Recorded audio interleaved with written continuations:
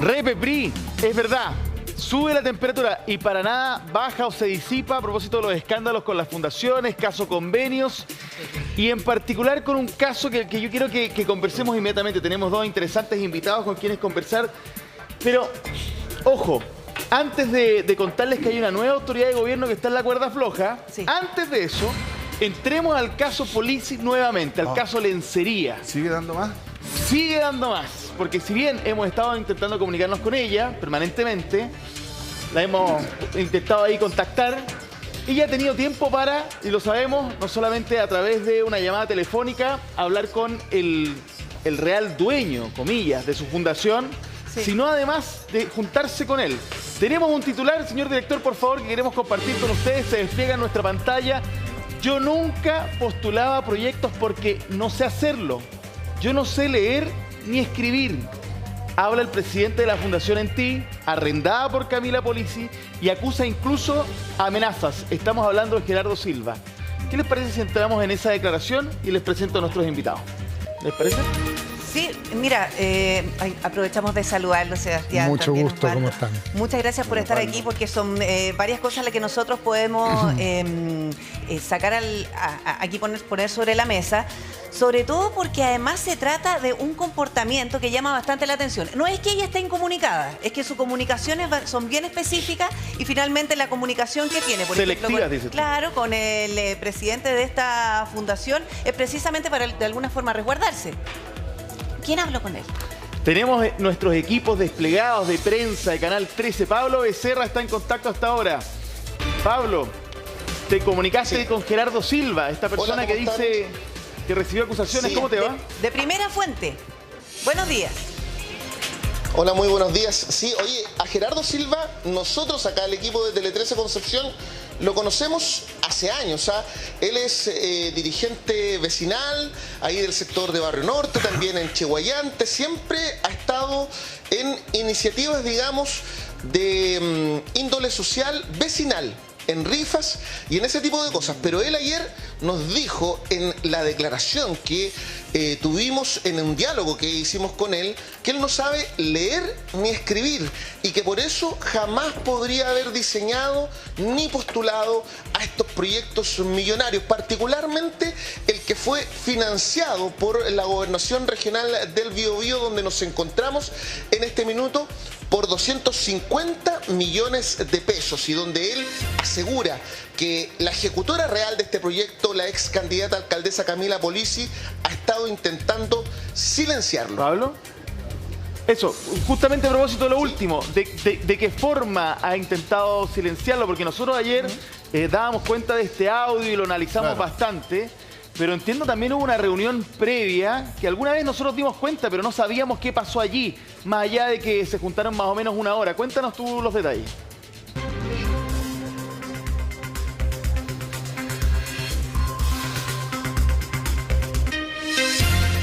Perdimos comunicación con Pablo. Muy interesante. Pero el punto es, porque yo les había dicho días anteriores que efectivamente estas dos personas se habían reunido, de que incluso ella, acompañada de su pareja, quien forma parte de todo de esta fórmula con la cual ellos recibieron estos 250 millones, fueron a visitarlo, tomaron 11 con él, Gerardo Silva, y estuvieron cerca de una hora, y donde también la idea era tranquilizar. ¿Era el mismo tono y la misma forma que, por ejemplo, escuchábamos en el audio? Usted tranquilo, usted tiene derecho a guardar silencio y que todos me lo pregunten a mí. Claro, era una suerte de... por lo que yo entiendo, ¿no? Explicación del fenómeno que estamos viviendo para que él se quedara tranquilo. Y lo digo con esas palabras porque, al igual que lo analizábamos el otro día, esta idea de cómo no es solo explicar, sino convencer de lo que él tendría que decir, si es que le preguntan. Dibujándole el escenario. Dibujándole el escenario. Y los pagos cuando me pregunten, no, si usted, yo lo he ayudado a usted, yo no le he pasado ni un peso. Sí. Y lo voy a seguir ayudando. Y hay otra cosa que él, claro, lo va a seguir ayudando. Y hay otra cosa que también dice, pero ¿cómo si yo fui a denunciarle a usted al gobierno regional? No, si ellos ya se olvidaron ya. Y con la seguridad que ella habla. Si en el fondo cuando ella dice ya se olvidaron es porque tiene la convicción de que se olvidaron del caso. Se olvidaron del Entonces, caso. Y usted también se tiene que olvidarle. Claro, y en la forma también como habla con él es de bastante manipulación, para decirlo bien derechamente. Pablo Becerra, volvemos contigo. Importante lo que tú nos estabas comentando, la forma en cómo ella se acerca y qué fue lo que le dice. Claro, oye, y yo estoy súper de acuerdo contigo, Priscila. Por lo menos, a ver, esto es una apreciación subjetiva, pero en base a lo que contiene este audio, claro, que Gerardo Silva ayer, de hecho, nos entregó también, donde Camila Polizzi lo corrige varias veces, le dice que no es así como las cosas como él las está explicando, lo que tiene que decir, qué tiene que decir en caso incluso, nos decía Gerardo Silva, que lo visitara la Policía de Investigaciones, y las reuniones que ella ha sostenido con él, obviamente van a ser una situación que tiene que aclarar en qué contexto y cuál es la intención que tenían, lo va a tener que hacer la Fiscalía, porque incluso lo que dice el presidente de la Fundación ENTI es que él en este momento no está en Concepción, está viviendo en la región de la Araucanía, en la comuna de Vilcún, y él señala que a él le pagaron 5 millones de pesos para comprar, dice él, aunque en realidad es arrendar su fundación, que él no los ocupó en el proyecto acá de Concepción, de Barrio Norte, sino que los ocupó ya mismo en la comuna de Vilcún. Y además de eso, dice que Camila Polizzi le decía que en caso que él lo interrogara a la PDI, él tenía que decir que ella era la que estaba a cargo, que él no tenía nada que ver con el proyecto, y también nos señaló que en algún minuto le cambiaron la tesorera de la fundación y que en la cuenta de la fundación habían 32 pesos. A ellos les asignaron 250 millones y en la cuenta de la fundación habían 32 pesos. Sí, son datos súper interesantes y que forman parte de este enredo que hay que aclarar ahora, obviamente. Ahora, claramente vamos a tener que ver qué es lo que dice la investigación respecto de eso. Pero mira, antes de entrar en ese detalle, Pablo, me gustaría saber, tú que has reporteado tanto en la zona, y ella fue candidata también en esa zona, ¿tú la conoces a ella personalmente? Claro, porque me tocó entrevistarla cuando ella votó durante la elección en que se postuló a alcaldesa de Concepción como rival directa del actual alcalde Álvaro Ortiz. Y bueno, ella siempre tuvo un discurso muy crítico contra la corrupción. De hecho, uno de los lineamientos principales de sus postulaciones, tanto al Parlamento como posteriormente también a alcaldesa, que tuvo un fuerte énfasis sobre todo en la campaña a través de redes sociales, era realizar videos denunciando todo tipo de corrupción, de, por ejemplo, conflictos de intereses de las autoridades locales. Bueno, y ahora se ve envuelta en todo esto y está completamente inubicable. Nosotros la hemos buscado, particularmente le hemos ofrecido, de hecho, que ella haga sus descargos, porque obviamente tiene derecho a poder contestar todos estos cuestionamientos, y solo al principio de toda esta situación, cuando se realizó la primera denuncia por todo este caso que terminó convirtiéndose en el caso Lencería, ella mandó un comunicado de prensa donde dice ser completamente inocente de todos los cuestionamientos que hace, pero alguna declaración en cámara con la posibilidad de contrapreguntar, ninguna hasta ahora. Sí, ahora lo que llama la atención es el cambio de actitud que tiene con la prensa, porque ella era, como dices tú, bien crítica al momento de hablar, por ejemplo, en situaciones de investigación o anticorrupción. Pero resulta que ahora no hemos podido conversar con ella. Insistentemente hemos tratado a través de Francesco Garzela, tú mismo, son varios los periodistas que han tratado de conversar con ella y que tiene la posibilidad de hablar, incluso de defenderse. Pero sí tiene tiempo para llamar a este caballero y para ir a verlo, para tomar once, de una forma que te iría bien, porque en el audio nosotros lo podíamos de alguna manera identificar. Era como una tensa calma. Mira, no quiero decir agresivo-pasivo, pero bien manipuladora al momento de conversar con él. Porque si le dibuja el escenario y le dice exactamente qué es lo que tiene que hacer, déjame decirte que estamos hablando de una persona bien manipuladora. Pablo. Sí, oye, mira, y acá tengo el comunicado que ella me hizo llegar cuando le consulté en principio de toda esta situación el día 13 de julio. Esa fue la última comunicación oficial que ella hizo con la prensa, y donde señala, asegura, estas aseveraciones obviamente van a tener que ser investigadas. Señala que yo mantuve una relación laboral con la entidad ejecutora a la cual no pertenezco, dice, y jamás he pertenecido a su directorio. Desempeño funciones como encargada de programa. Mi vínculo con el territorio, experiencia social, y ahí sigue explicando toda esa situación. Dice, el proyecto de capacitación ciudadana se efectuó de manera correcta. Lo asegura pese a que todos los consejeros regionales señalan y lo hicieron en una reunión durante la semana pasada, de que no se ha rendido la totalidad de los fondos utilizados, y de hecho uno de los miembros de los propios organismos que fueron contratados para la ejecución de este proyecto se autodenunciaron, asegurando que parte de la plata se había gastado en lencerías, en restaurantes de hecho de alto nivel acá en Concepción, de los más concurridos, en traslados en Uber y en todos esos gastos que son sumamente cuestionables, porque esa plata estaba destinada a un programa de mejoramiento de la calidad de vida, de los vecinos de Barrio Norte. Eso es lo que más indigna. No, es buena la información que nos entrega Pablo, porque nos da cuenta de que ella realmente se trata a sí misma solamente de jefa de proyecto, y por lo tanto decíamos ayer que debía haber tenido un sueldo, todo más o menos dentro de su propia fundación. Claro, exactamente. Pero escuchemos a Gerardo Silva. Escuchemos justamente lo que dijo, porque Pablo y su equipo hicieron la pega y tuvieron en primera fuente la declaración de este caballero. Escuchemos. No, o sea, la semana pasada llegó acá. No sabemos qué fecha. Ya, pero ya se sabía todo lo que estaba ocurriendo. Sí, bueno, por eso vino ella, porque cuando empezó a salir la prensa, ella me empezó a calmar, mami, estoy tranquilo, don Gerardo tranquilo, yo soy responsable del proyecto, usted no tiene nada que ver. ¿Y le dijo que se quedara callado? No le diga nada que yo nunca le di plata. Así me amenazaba. Del Estado, pero nunca salía con proyectos, nunca me lo aceptan, porque los proyectos son complicados. Ella diseñaba los proyectos. Yo nunca postulé a proyectos que yo no sé hacerlo, yo no sé leer ni escribir. Y nadie me lo hacía porque yo no sé hacerlo, no son complicados los proyectos. Ahora, la entrevista que tú le haces a este caballero, a don Gerardo Silva, Pablo, yo me imagino que parte de lo que ella le dice es que lo va a seguir ayudando, que le decía insistentemente en el audio, y probablemente también te lo decía a ti, don Gerardo, que así lo amenazaba, que le decía a usted, manténgase calladito, yo le voy a seguir ayudando, cambiando la palabra, pagando por ayuda. Hasta en eso se fijó. Sí. Oye, ¿y saben qué? Es todo tan enredado, todo tan oscuro en esta situación. O sea, hay tantas cosas sobre las cuales echar luz que incluso, mira, la Fundación En Ti es la fundación que se supone postula a este proyecto de mejoramiento en Barrio Norte. Pero cuando uno ve las redes sociales de la ex candidata a alcaldesa, no de una persona particular, sino de que alguien que se postuló a un cargo de mandato popular, bueno, ella dice ser directora de la Fundación Capital Social. Y si uno se mete al Instagram de la Fundación Capital Social, bueno, salen todos los movimientos y se difunde toda la actividad del programa que se supone estaba ejecutando la Fundación En Ti. Se atribuyen todos los logros. Entonces, ¿qué fundación realmente es la que hace este proyecto y lo ejecuta? Y si es que se ocupó la Fundación En Ti, ¿para qué fue? O sea, realmente acá, no sé, se me viene a la mente el término palo blanco, claro.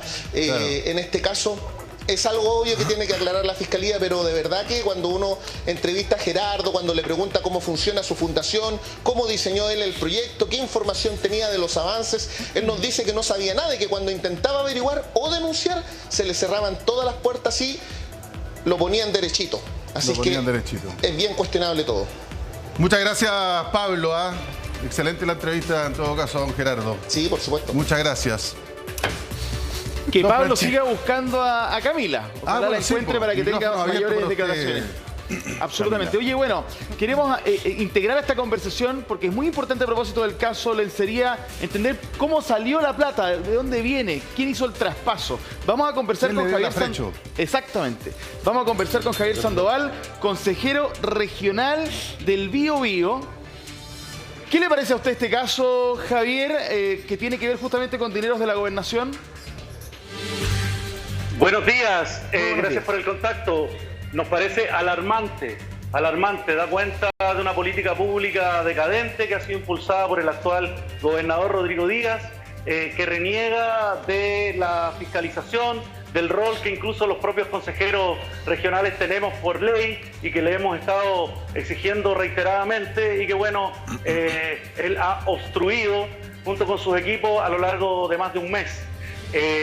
Ayer se supieron algunas informaciones en los matinales cuando fue entrevistado el gobernador. Se dijo que había un WhatsApp o un mensaje que indicaba que el jefe de gabinete estaba al tanto desde abril. Y él respondió, el gobernador, que no tenía idea que su jefe de gabinete estuviera al tanto. Se enteró por la abril, prensa. que él se estaba enterando en el matinal, in situ. Javier, Sí, pero estamos acá. Eso a nosotros, Por favor. ¿sí? Sí, ahora, Javier, para hablar derechamente y de forma bien transparente, ¿usted cree que aquí hay responsabilidad del gobernador regional? Toda la responsabilidad del gobernador, que es el que firma los convenios, que es el que autoriza y que es el que obstruye la fiscalización que él mismo no es capaz de ejercer.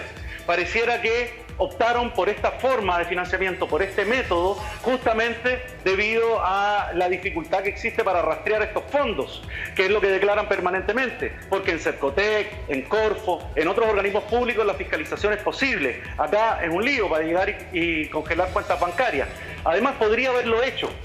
Podría haberlo hecho, como en el norte lo mandató el Ministerio de Vivienda con respecto al caso de Democracia Viva, y se congelan fondos. Acá pasa un mes. Oiga, Javier. Y durante ese mes se puede seguir girando fondos en circunstancias de que tenemos dudas si él sabía o no.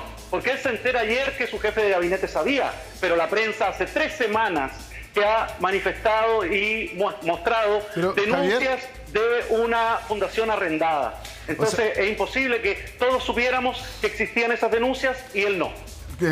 Una pregunta que tiene que ver con procedimiento técnica. 250 millones para que salgan del gobierno regional una fundación, ¿tiene que firmar el gobernador? La firma, sí. Sí, tiene que firmar el convenio. Entonces quiere decir Desde que no luego sabe sí. lo que está firmando.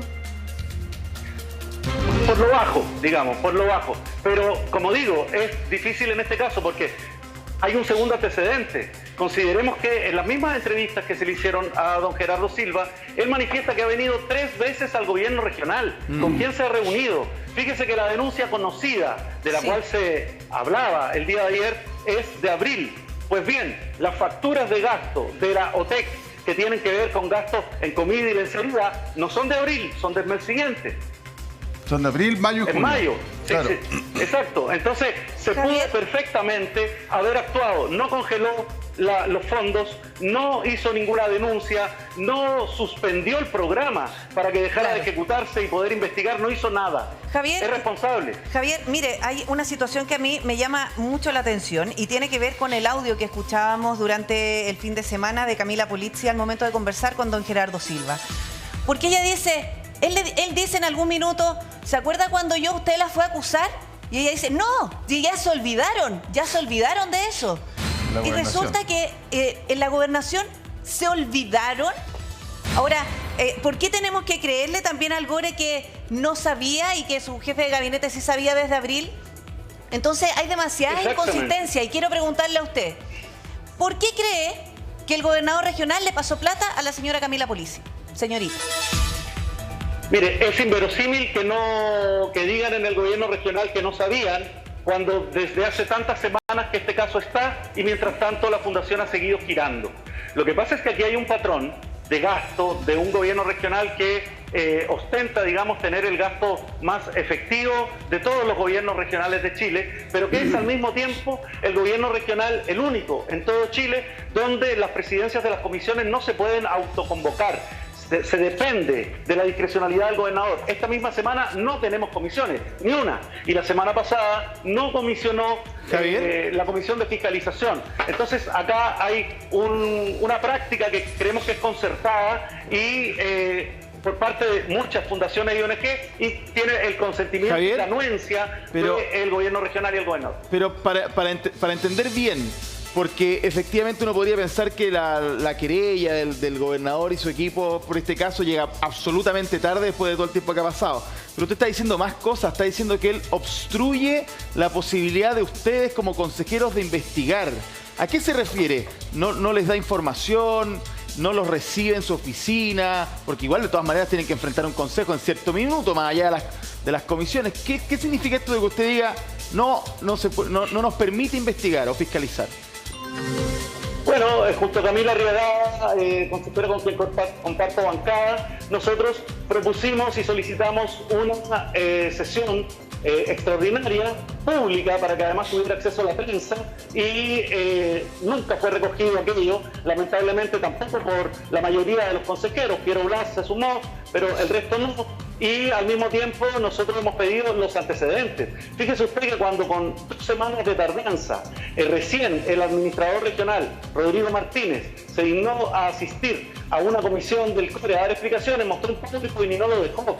Y 4 días después nosotros tuvimos acceso a ese PowerPoint. El acceso a la plataforma SACIR, donde están los proyectos, ha sido permanentemente interrumpido. Las solicitudes que hacemos nos derivan a Contraloría, nos derivan a Transparencia. El mismo gobernador, en más de una oportunidad, confundió nuestras atribuciones y señalando que la de fiscalizar era individual y no colegiada, cuando tenemos 4 atribuciones por ley, como por ejemplo la auditoría externa. ¿Le puedo hacer una pregunta bien directa y directo al callo?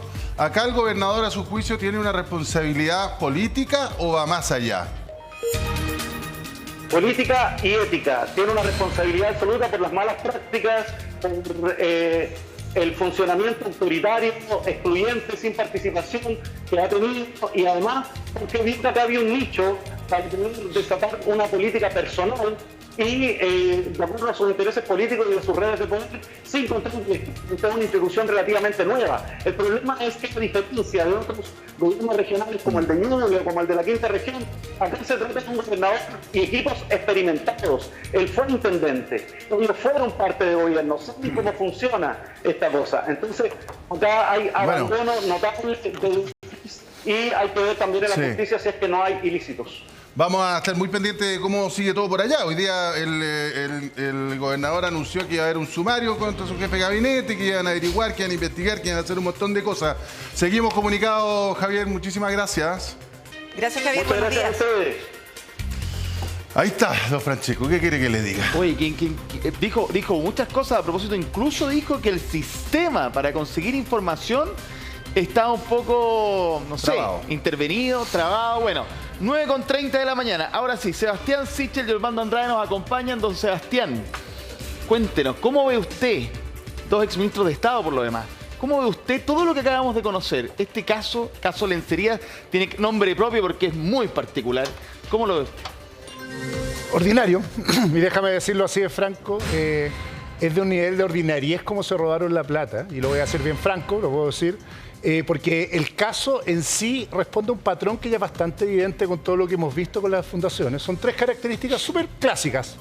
Primero, y ojo que el foco no está en que los pillaron, el foco está porque un gobierno regional le entrega 250 palos, lo digo como exministro, 250 millones a una fundación presidida por el señor que vimos, sin ninguna experiencia en ejecutar proyectos como estos y que además tiene todo el chanchullo detrás. Pero ¿en qué minuto? Piénsenlo ustedes, si yo les paso 250 palos, le habrían dado plata a una fundación de ese señor para ayudar a las personas que necesitan en esa región, sin experiencia, sin que el señor supiera leer ni escribir, y por lo tanto que se le haya arrendado ya es un efecto secundario. Aquí falla originalmente el propósito del Estado de ayudar a los más pobres con los mejores de la sociedad civil para hacerlo. Y por lo tanto aquí hay algo, después de toda la ordinaria segunda, que tiene que ver con por qué se le asignan fondos a una fundación sin experiencia, que es lo mismo Democracia Viva, que es lo mismo que en todo el país. Se está entregando plata de todos los chilenos a fundaciones no capacitadas para cumplir su experiencia. Y lo más ordinario es que además le pagaron, se compró lencería, pero era obvio, era como de sentido común. Acá estamos, se ha visto en diferentes dimensiones. Por ejemplo, autoridades que debieron haberse inhabilitado y no se inhabilitaron.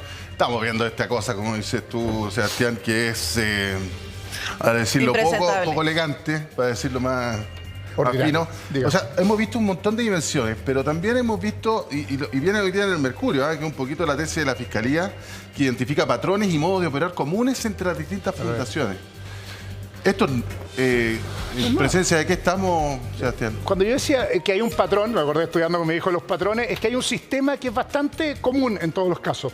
Fundaciones sin experiencia, primero, lo obvio. Después, cómo ejecutan, después que no tienen experiencia, es obvio que va a pasar todo lo que pasa. Conflictos de interés evidente. No hay licitaciones, son asignadas a gente con vínculos de parentesco, político, de pareja.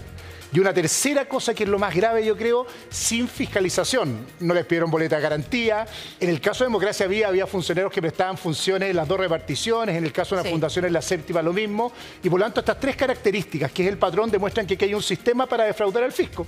No tengo experiencia, tengo conflicto de interés, no tengo cómo garantizar que voy a cumplir la obligación y por lo tanto dame la plata. Y hay un rol del funcionario público, no solo que no cumplió, que es un delito, de no fiscalizar a quién se le dio, a que no existieran conflictos de interés y a no resguardar el patrimonio del fisco. ¿Por qué? Porque es la plata de todos los chilenos y por lo tanto, no había leído eso que dice el Mercurio, pero aquí tenemos un sistema con ciertos patrones obvios que se están investigando y que ya no es un caso aislado en una región, sino que evidentemente está. La culpa, la verdad, no es del Fresco, ¿eh? No lo voy a decir acá, no es de la señorita que anda desaparecida, ni Andrade de Democracia Día, la culpa es del Estado, que permitió 1000 veces que esto pasara, porque los dos hemos sido ministros y los controles tienen que funcionar en el Estado. Si frescos hay, ladrones hay, gente que quiere estafar al fisco hay. El problema es que el Estado tiene que poner un resguardo muy grande para que esto no pase y seamos sistema. Y yo he sido bien crítico de eso, y cómo ni siquiera nos duele la guata, porque ya que esconda la información para fiscalizar, alguien tiene que decir, oye, párenla. Perdón que lo diga buen chino, la cagamos como Estado, ahora recuperemos lo que perdimos y no justifiquemos el porqué. Yo es lo que está pasando. se pregunta cuando ve a la señora Pulici que hace todo un artilugio para tener una fundación que le permita acceder a estos recursos y se los dan, firma el gobernador, parece que sin mirar mucho, digamos, son 250 millones. 250 millones para un proyecto bien innecesario. Claro, entonces uno se pregunta si esto también obedece a pago de favores de campaña, premios de consuelo, no sé. ¿Cómo lo ve usted, don Osvaldo, exministro del Trabajo, exparlamentario también, gracias por estar con nosotros? ¿Cómo lo ve usted? ¿Está de acuerdo con el ministro Cordero cuando habla de corrupción? Es que yo creo que es eso. Yo no me quiero incorporar al detalle de este caso en particular, sí, claro, porque ustedes ya lo han dicho con mucho, y además no tengo mucho que aportar. Salvo que no sé si dan cuenta que todo el mundo se saca el pillo diciendo que yo no sabía, no me enteré, no puedo usar mis facultades legales, dice el consejero regional, me ocultan la información. Oiga, pero si a él lo eligieron para eso, pues, para que obtenga la información. O sea, esta tendencia que existe de las autoridades de empezar a salirse del problema y solo dedicarse a la crítica. Los parlamentarios lo mismo. Los parlamentarios tienen facultades de fiscalización, sí, incluso personalmente, individualmente, como tales. Bueno, ¿y dónde estaban? Si todo este proceso nos enteramos a propósito de un anuncio que hicieron funcionarios. Sí. Bueno, ¿y dónde está el Parlamento en ese caso? Entonces, esta tendencia que tenemos en Chile de siempre como que la responsabilidad es de otros y no se asume. Si los parlamentarios, los consejeros también son funcionarios, también tienen responsabilidades públicas. Fueron electos, entre otras cosas, para fiscalizar la acción pública. Pero la indignación ahora surge porque hay unos sinvergüenzas que están cometiendo actos de corrupción o derechamente se están robando la plata. ¿A qué se están robando la plata, Osvaldo? Voy para allá. Yo creo que esto es corrupción. Yo entiendo el concepto de ordinariedad y todas esas cosas también son cosas interesantes, pero esto es corrupción y hay que asumirlo como tal. Y la corrupción se tiene que enfrentar decididamente y radicalmente. Tal vez no desde el anecdotario de ver un caso en particular, que siempre tendrá ribetes interesantes, entretenidos, hasta simpáticos. No es el punto, porque si no nos concentramos en un caso en particular y habrá otro y todos los días vamos a tener otro. El punto es cómo se enfrentamos al problema. Y desde ese punto de vista, lo primero que hay que decir que es corrupción. Entonces estos no son errores. ¿Sabe lo que pasa? Déjeme terminar la idea, por favor. Solamente para agregarle un paréntesis a lo que usted está diciendo. Cuando uno habla del caso puntual y que es colorido, ¿no es cierto? Que la historia... Pero es que también uno tiene que remarcar la desfachatez, porque uno... y ahí le vuelvo a entregar la palabra, pero yo creo que también hay que remarcar la desfachatez porque esto ya es como tan fácil. Yo entiendo el rol que ustedes tienen y lo respeto, pero yo no soy periodista, no me han invitado para eso. Me han invitado para hacer un problema, desde mi experiencia, un planteamiento más de fondo. Yo creo que el gobierno tiene un problema y es que no ha enfrentado decididamente esta situación. ¿Ha sido tibio? Pero déjeme hacer los calificativos yo. ¿Ya? O sea, porque no basta con decir que la Contraloría haga su investigación o que el Ministerio Público haga lo propio. Por supuesto que eso hay que hacerlo. Pero eso tiene un tiempo y tiene procedimiento y debido, etcétera. Pero aquí falta como este es un tema político también, la autoridad política tiene que tomar una decisión. Y aquí yo creo que al gobierno le ha faltado radicalidad. No es posible que todos los días nos vamos enterando de que ahora es la Seremi de no sé a dónde, que mañana será la subsecretaria de no sé qué. Porque esto lo que hace, y ese es mi planteamiento de fondo, es que no solo perjudica al gobierno, esto perjudica a la clase, al sistema político. Porque la gente, mire, estamos a puerta de enfrentar unos debates sobre el tema tributario. ¿Usted cree que a la gente le hace sentido que discutamos el tema tributario para que haya más recursos para el circunstancia que dice, bueno, ¿para qué quieren más plata si miren con lo que se está usando? Tal cual. Entonces, desde el punto de vista del sentido común ciudadano, una cuestión tan necesaria como es un pacto tributario, que ya veremos qué contiene aquello, carece de sentido. Pero cuando usted dice que no ha sido el gobierno suficientemente contundente, radical, con la fuerza necesaria para enfrentar este problema, ¿a qué se refiere? Primero, hablar de corrupción. Segundo, hablar de un sistema. Porque este es un sistema. No es un caso en particular, no es un mecanismo. Un sistema se lo dice la Fiscalía. ¿No es cierto? Y eso hay que ponerlo desde el propio gobierno, porque el propio gobierno es el que tiene que asumir su responsabilidad, porque se trata de personas, en la mayoría de los casos, no todos, que son designados por autoridades de gobierno. Y en consecuencia alguien se tiene que hacer cargo del niño que puso o la niña que puso allí. Yo creo esa decisión política que se tiene que expresar en hechos, porque no solo basta decirlo, pero por de pronto digámoslo, significa tomar un conjunto de decisiones. Mire, yo no sé por qué cada ministerio no ha citado, no ha citado a todos sus seremis a Santiago y le ha planteado... ¿Por qué cree que no lo ha hecho? No lo sé, me lo estoy preguntando. Yo creo que debiera hacerlo. Yo creo que, ¿me explico? Sí. Doy eso como muchas otras cosas. O sea, que esto debería ser un revésor importante. Es que no, ¿sabe por qué es tan relevante? Por lo que ya le digo, porque genera una discusión respecto a temas más de fondo. Y en segundo lugar, porque hay algo que permitió que este gobierno asumiera su mandato con particular interés ciudadano, fue porque nos dijeron que esta nueva generación política iban a ser diferente a los otros, a los famosos 30 años. Entonces se desmorona eso. Y este gobierno tiene que asumir esa... Está en juego la credibilidad. Sí. Entonces es muy relevante eso. Sebastián. Contestándole a la PRI, dice, ¿por qué no lo hacen? Porque es una pregunta que todo el día me levanto y digo, ¿por qué no paran finalmente la forma en que están enfrentando esto y lo enfrentan verticalmente, que es lo que no han hecho? Yo creo primero porque han querido encapsularlo. Primero en Antofagasta, bueno, después fue un poquito para acá, y cada día le irradia más lados. Y lo que deberían hacer es darse cuenta que hay un sistema, que lo dice la Fiscalía, lo decimos todo, el sentido común. Aquí no hay un problema ni siquiera político de sectores políticos. El sentido común te indica que hay un sistema y por lo tanto tú tienes que enfrentarlo de frente y no encapsulándolo. Segundo, porque han tenido un problema de agenda comunicacional gravísimo. Imagínate que sacan a la subsecretaria de Cultura y a los 2 minutos una ministra le agradece las funciones que ha cumplido por Chile, que está con un sumario ordenado por el presidente. La ministra Vallejo ayer o antes de ayer termina no solo diciendo... la ministra, también la pareja. La pareja, pero la pareja da lo mismo, está fuera del Estado, pero una ministra la defiende. Después la ministra Vallejo dice que se trató de errores administrativos lo que comete. No, perdón, aquí estamos hablando de un sistema de ilícito, de defraudar al fisco, que tiene que ser enfrentado, que le tocó a este gobierno y tiene que ir frontalmente frente a ellos. Pero no han tenido, yo diría que coraje para hacerlo, y segundo, pericia. Porque el problema, como dice Osvaldo, y yo creo que estaríamos de acuerdo, cualquier mirada económica te dice que Chile va a requerir mayor carga impositiva en el mediano plazo.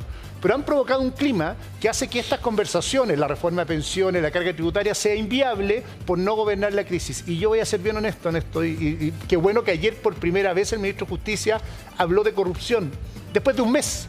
Cuando cualquier abogado en la casa miraba esto es corrupción, primera vez, antes dijo que había sido un error administrativo no pedir boleta de garantía, que había sido... Es que los eufemismos se usan harto, ¿no? Pero está bien, pero uno puede usar... Errores, disprolijidades... falta de capacitación. Claro, error administrativo fue el concepto que se creó aquí en cuando me tocó ser ministro y nos ha tocado, a uno los asesores le terminan diciendo siempre eso, minimízalo, reduce...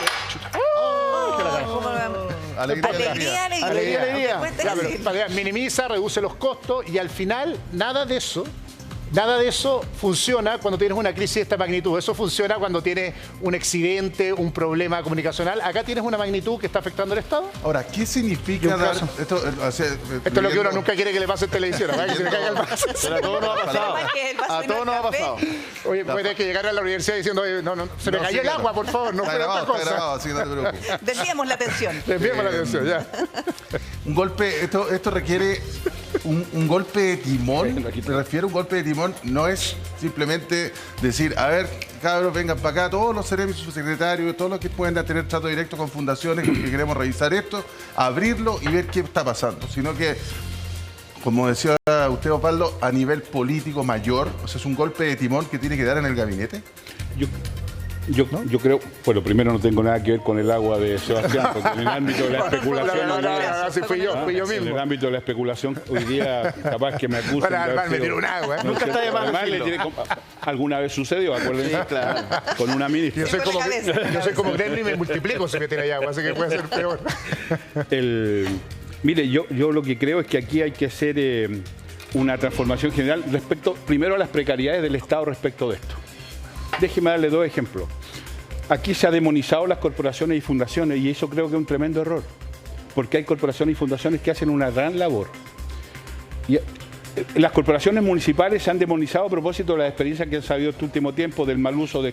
Pero a mí me parece que son muy relevantes, entre otras cosas, y perdone mi sesgo, porque permiten que a los trabajadores se los puedan contratar vía código del trabajo y no por la ordinariedad del honorario. O sea, tienen cosas que pueden hacer y que mostrar y aplican políticas públicas. Entonces, ¿cómo aseguramos que no hayan precariedades desde el punto de vista de la fiscalización de esas instituciones? Es lo que hay que discutir. El martillo puede servir para hacer una casa y puede servir para asaltar a alguien, pero démosle el uso que corresponde, ¿se fija? Las corporaciones pasan lo mismo, las fundaciones pasan. Entonces, primero hay que hacer un esfuerzo. Yo creo que esta de las comisiones, oiga, que fue tan propio de todos los gobiernos, ya estamos medio aburridos, si sabemos lo que hay que hacer.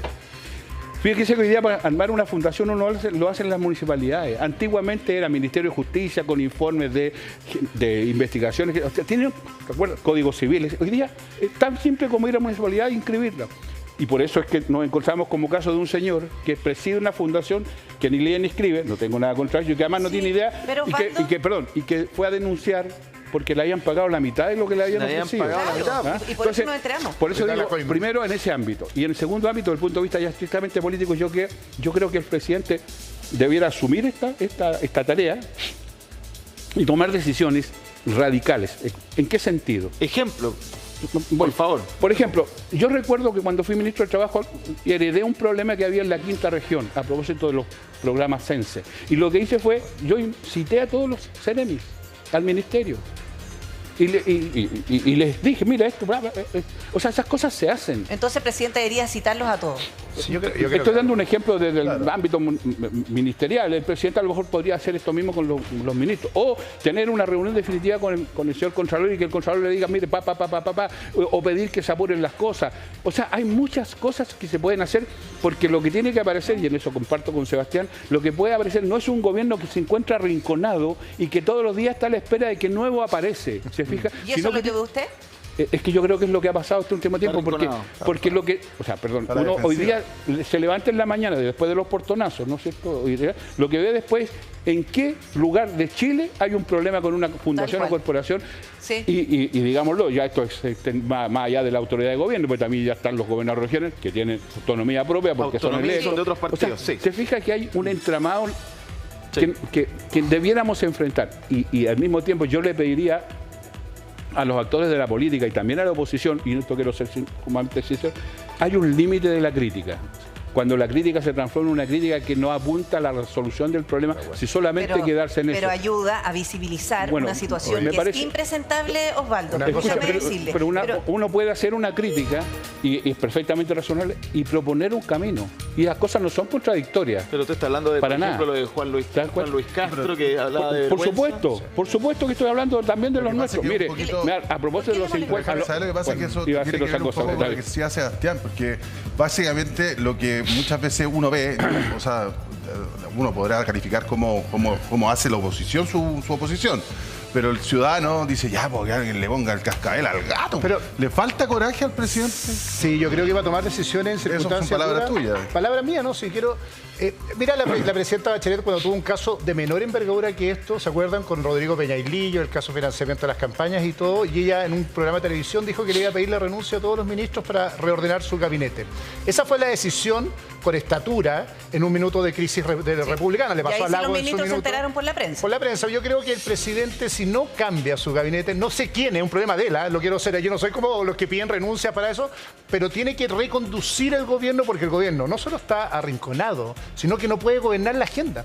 Y eso es una tragedia cuando tú eres gobierno, porque si yo soy ministro de Desarrollo Social, quiero sacar mi agenda de Desarrollo Social, y hoy día toda la conversación de este gobierno se centra básicamente en este caso. Míralo. Y tiene dos grandes reformas que llevar adelante que espero que salgan, lo digo honestamente, y no van a salir con el nivel de crisis que tiene gobernabilidad el gobierno. Entonces, si no cambia el gabinete, usted lo que está diciendo es sacado el gobierno pero, y va a dar vuelta en trompo todos estos años sí, hacia pero adelante. que cuando tú pones el ejemplo de la presidenta Bachelet, que fue en una entrevista con don Francisco aquí en Canal 13, ella lo hizo a título personal, no porque lo estaba pidiendo la oposición, y resulta que es ahora la oposición la que está pidiendo un cambio de gabinete o la cabeza de tal o cual ministro, y lo que hace finalmente es atornillar a todos los ministros porque el presidente no va a actuar. Primera, yo les agregaría que la oposición de esa época criticó esa decisión de la presidenta Bachelet. Las torpezas de la oposición. Y ahora la lavan. Mira, una cuestión bien rara. O sea, ayer salieron los parlamentarios de opositores pidiéndole al presidente que hiciera lo mismo. O sea, obvio que el presidente no va a yo perdí una elección presidencial y me eligieron ser oposición. Esa es la verdad. Los ciudadanos dijeron que había otra persona que gobernaba. Lo que haga la oposición o no haga la oposición no puede ser una excusa para que tú gobiernes. A ti te eligieron para gobernar. Tienes razón, Pri. Yo no habría hecho la crítica. Creo que la UI es una responsabilidad. ¿Pero por qué coraje, Sebastián? ¿Por qué usted habla del concepto coraje? Porque tiene que tomar decisiones duras. Pero tiene que decirlo, con su círculo cercano para poder gobernarse. Aquí el desafío de este país es que no se puede farrear 4 años. No tiene tiempo. Mira hoy día lo que salió en IMASEC, mira las cifras. Y por lo tanto, seguir jugando con el tiempo en un gobierno paralizado, lo que está haciendo no es perjudicando su relación con la oposición, Pri, que es el análisis más político. Que la oposición le pidió si apena o no pena. No, si yo fuera presidente o cualquiera de nosotros, a ver, ¿cómo gobierno para poder hacer que los chilenos estén mejor? O sea, y no como peleo con la oposición si me pidió la renuncia o no me pidió la renuncia. Se ve más lejos el pacto tributario y se ve más lejos la reforma de las pensiones si no se sale de esta crisis. Y por lo tanto tiene que rápidamente reconducir y por lo tanto puede estar preocupado de lo que le dijo la oposición, no es el cálculo de los políticos. Pero si tú eres presidente deberías estar preocupado si puedes sacar la agenda que le prometiste a los chilenos. Pero yo convocaría a la oposición. Pero Osvaldo, ¿usted comparte el concepto de coraje? Porque una cosa puede ser lo que decía usted, Sebastián, pericia o experiencia o cómo hacer el cambio, cómo buscar la solución. Algo más pero radical. ¿Coraje? No, yo no lo comparto. Yo tengo la mejor opinión del presidente Boric. Y voy a parafrasear, y a propósito de las críticas que valen de mi propio sector, del mundo del oficialismo, voy a parafrasear a propósito de los 5 años una vieja frase de un obrero en la época de la UB que dijo, y perdónenme la expresión por la hora, este es un gobierno mierda, pero es mi gobierno. Esa expresión muestra una línea de conducta. ¿Pero usted lo representa esa frase? Pero, por algo la estoy diciendo. Usted comprenderá ¿Pero que hasta cuándo la tolerancia? Porque yo me imagino que también hay un nivel de tolerancia. No diría cosas que no me representan en este programa. ¿Hasta cuándo se sostiene? ¿Hasta cuándo se tolera? Por eso digo, entonces ayudemos a resolver el problema. Esa es mi lógica. Ayudemos, porque este es mi gobierno. Ayudemos a resolver con un montón de críticas y con una generación que fue particularmente crítica con mi generación, por favor. Claro. Lo he dicho otras veces. Pero dicho aquello, aquí hay un problema político que afecta al gobierno, pero que también afecta al país. Porque como bien se señala, el que tengamos este margen de incredulidad de los actores políticos con un 3% para pagar, lo que genera es que no hay agenda posible de realizar. Y el pacto en materia de pensiones es necesario, el pacto fiscal es necesario, resolver los problemas de salud son necesarios. Para lograr aquello hay que construir un clima político que no está en sintonía con la ciudadanía, estoy de acuerdo, pero hay que construirlo porque es la tarea de la política. Entonces yo convocaría a la oposición y le diría, mire, tengo este problema, ayúdenme a resolver. Pero Osvaldo, volviendo al presidente, ¿por qué no hacerlo? ¿Sabe por qué?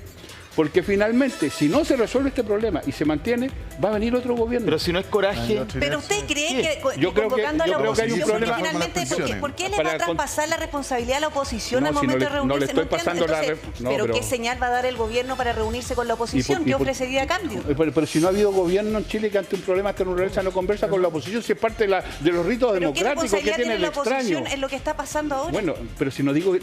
Oiga, pero por favor, si hay problemas que vienen de mucho antes. Es que, mire, hay un tema. O sea, perdón. Hay un tema que viene de antes. Pero mire, déjeme decirlo. Usted habla del pacto tributario. Usted tiene la ventaja de conducir esto. No, el pacto fiscal y las pensiones. Pero hay un tema que es del día a día. Lo que pasaba, por ejemplo, hoy día en la mañana. Resulta que habitualmente vemos que en hora punta se manifiestan las personas que tienen problemas habitacionales. Y resulta que hoy día tenían carteles y también conversaban con la prensa porque dice, hay plata para esto, pero no para nosotros. Por supuesto. Entonces se agrava la crisis y probablemente aumenten estos problemas que son más del día a día. Yo entiendo que la conversación a la que ustedes nos han invitado es a entender y participar del diagnóstico, que es bastante, pero buscar cómo diablos se sale de esto, ¿no es cierto? Claro que sí. Entonces, y esa es la pregunta que ustedes me han hecho. Entonces, si ustedes insisten en el diagnóstico, poco puedo aportarle. Por lo menos no creo que haya sido invitado para eso. Lo que digo es que tenemos un problema político en que el gobierno tiene un protagonismo inequívoco. y en consecuencia tiene que hacer ciertas cosas y le hemos dado el carácter de cierta radicalidad a esas cosas. ¿Por qué no se ha hecho? A propósito de tu pregunta, para no dejarla en el aire, yo creo que en esto hay impericia, hay inexperiencia y también yo creo que hay un problema de que no se ha dimensionado adecuadamente la gravedad del problema. Por eso es que hay un cierto arrinconamiento y por eso estamos más bien a la espera de lo que pase y trasladamos responsabilidad al Ministerio Público, a la Contraloría y no asumimos la propia. Pero, ¿por qué digo, y con esto, ¿por qué hablo de la oposición? ¿Sabe por qué? Primero porque esto no solo está afectando a actores políticos de este gobierno, también está afectando a actores políticos de oposición. El gobernador de la Araucanía, por dar un ejemplo. Sí. Segundo, hay cosas que se vienen arrastrando hace bastante tiempo. No se trata del empate, por favor. Lo que digo es que hay un problema más general. Sí, pero Osvaldo, que yo le preguntaba por el tema coraje y ahora le pregunto a Sebastián, porque si no es coraje, ¿qué le decía yo? ¿Y qué otra cosa? Porque hay algunos que creen, y le pregunto ahora a usted, Sebastián, que más allá si es coraje o no es coraje, es que le está costando quizás al presidente saber que va a tener que dejar partir en serio a varios de los suyos, a varios de sus más cercanos. Jackson es la figura que más conocemos, pero no es el único. ¿Eso es? Al partir un beso y una flor, diría yo. Así es la política. ¿No? Se me tocó salir de ministro en una crisis cuando estaba bien evaluado y tuve que salir porque era necesario. El presidente lo consideró así en su minuto. A Osvaldo también le tocó en su minuto. Al final, el coraje, por eso uso la palabra coraje, significa tomar decisiones duras con tu círculo cercano si es necesario por el bienestar del país. En eso consiste gobernar. Y yo en eso comparto con Osvaldo, no puedo estar más de acuerdo. Yo creo que malas oposiciones hacen mal los gobiernos y por lo tanto también tú tienes que construir puentes para darle gobernabilidad al país. Acá el problema de fondo no es si el gobierno y la oposición, el cambio de gabinete, es que tú tienes reformas estructurales que tienes que hacer y si no las haces, fracasas. Este gobierno, la oposición y quien está adelante. Es frustrante para la gente. Fracasan los chilenos porque tú vas a tener tu mamá va a tener las peores pensiones en el mediano plazo y por lo tanto tiene que haber una solución al conflicto. Al que lo eligieron para empezar la solución se llama gobierno.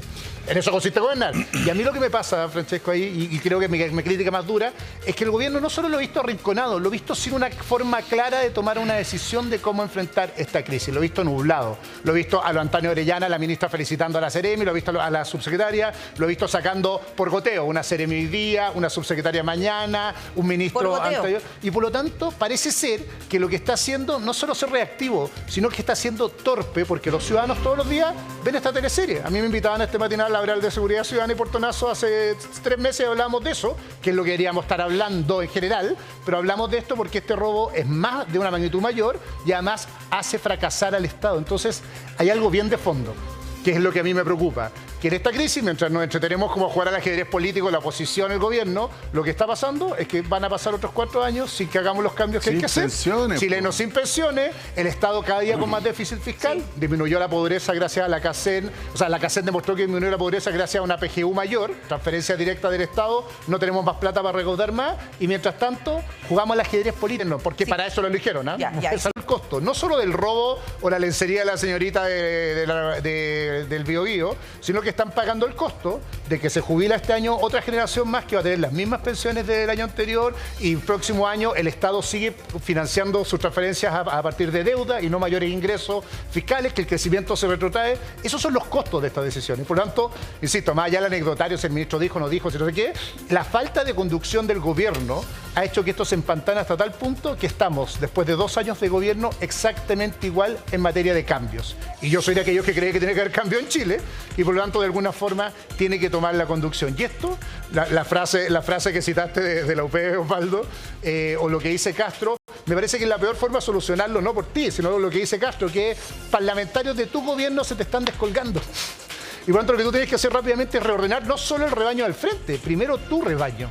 Y por eso es tan importante esto. Mira, último detalle, ¿sabes por qué no sale la reforma de pensiones? ¿Cuántos votos requiere la reforma de pensiones? La frase 8 votos más. Osvaldo también, la frase que parafraseó usted a este trabajador de la Unidad Popular, también a mucha gente, a lo mejor usted dice, es mi gobierno, de tal por cual, pero es mi gobierno.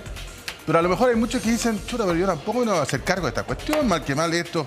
Me ningunearon los 30 años, me patearon en el piso, dijeron que éramos los culpables de todos los males de este país. Nosotros decidimos apoyarlo y ahora resulta que se están mandando estos numeritos. Ya está bueno, ya. Por eso yo creo que hay un cansancio. Si hay algo que nosotros pudiéramos aportar en este sentido, me refiero a mi generación, que ya está en una línea tercera o cuarta, es que hay que enfrentar una convicción política del gobierno que creo que es errónea, y es que la demonización de los acuerdos. Yo creo que si algo le permitió a este país avanzar con hartas falencias, yo soy crítico de muchas cosas, es que había una cierta capacidad, un clima político que permitía que problemas de esta naturaleza y de otra naturaleza se arreglaran o se enfrentaran con acuerdo. Y en consecuencia nos poníamos de acuerdo cuáles eran las medidas que tomar, qué sé yo, qué tan duro había que ser, etcétera. Era parte de la conversación, de la construcción de ese clima. Se demonizó el concepto. Hoy día hablar de acuerdo es una traición, y eso está muy instalado en muchos. Yo creo que hay que terminar con aquello. En pensiones, por ejemplo, mire, hoy día todo el mundo valora la propuesta de Bachelet. En la Constitución todo el mundo valora la propuesta de Bachelet. ¿Qué pasó en esa época? No tuvimos la capacidad de llegar a acuerdos. Por eso no resultaron. Y acuerdos incluso al interior de la propia coalición que gobernaba, ni siquiera con la oposición, que también tampoco había acuerdo. Pero entonces hay que construir esos acuerdos. Para eso hay que construir un acuerdo nítido al interior del gobierno, y en eso el presidente tiene un rol esencial. Clave. Y esto ocurre porque pasa lo que dice Sebastián, y es que por una parte son actos de corrupción, vamos a hacer sumario, qué sé yo, y aparecen otros ministros, no, yo la respaldo porque se va una... la gente no entiende esas cosas. ¿Se fija? Entonces, lo que no tenemos es acuerdo al interior del gobierno también, y por eso es tan necesario aquello. Y por ahí tienen que partir, seguramente. Yo creo que es fundamental. Oye, bueno, el ministro de Justicia, y lo comentábamos recién, dio cuenta de la variable corrupción,